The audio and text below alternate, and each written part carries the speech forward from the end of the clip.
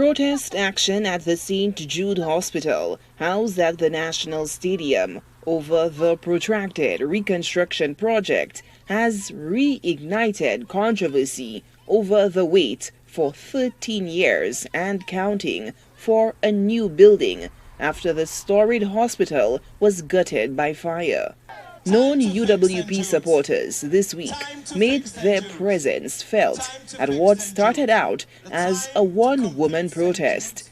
The UWP affiliates want the SLP administration to bring the ex-Alan Chastanet regime's 2019 version of the ill-fated project to fruition.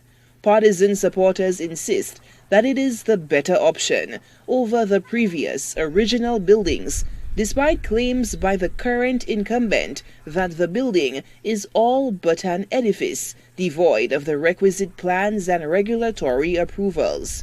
Communication Director of the St. Lucia Labour Party, Senator Lucia, accuses the UWP surrogates of hypocrisy. We should not be surprised by what the United Workers' Party continues to do. First of all, they promise us so much and could not deliver.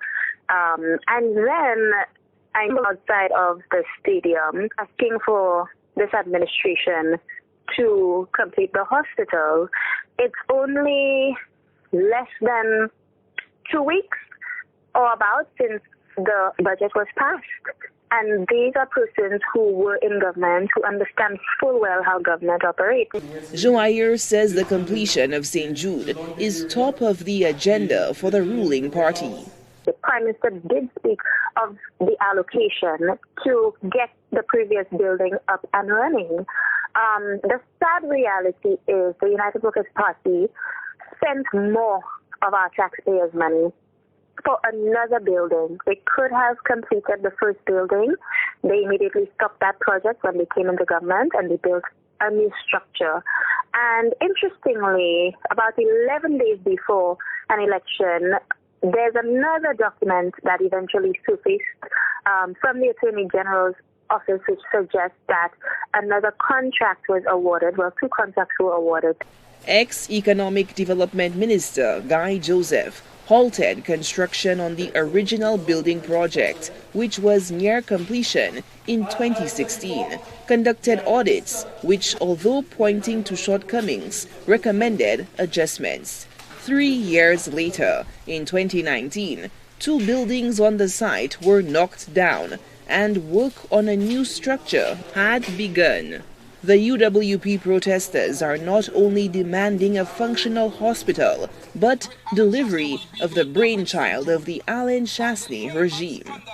One of the major points that they kept bringing up is that they want to see the Alan Chastanet started building brought to completion. As the comm director for the SLP, is that going to be something that will be the focus of the administration, complete both of the structures?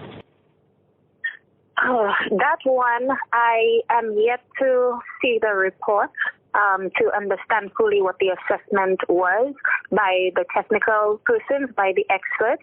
I can tell you, and from what St. Lucians have seen, it's really just an empty structure. Joair says the SLP's next move concerning St. Jude will be guided by an assessment of the structure. The United Workers' Party said the project was 80% complete, that the first floor was not complete.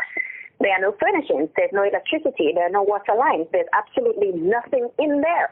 To say that we are going to complete both, I am not aware of what the final report is, but we will all have a look at it very soon. The communication director has called on the UWP leader to apologize for stopping the completion of the original hospital project 6 years ago, the demolition of 2 structures, and what she claims was the unnecessary expenditure of additional hundreds of millions of taxpayer dollars on the 2019 version of the project.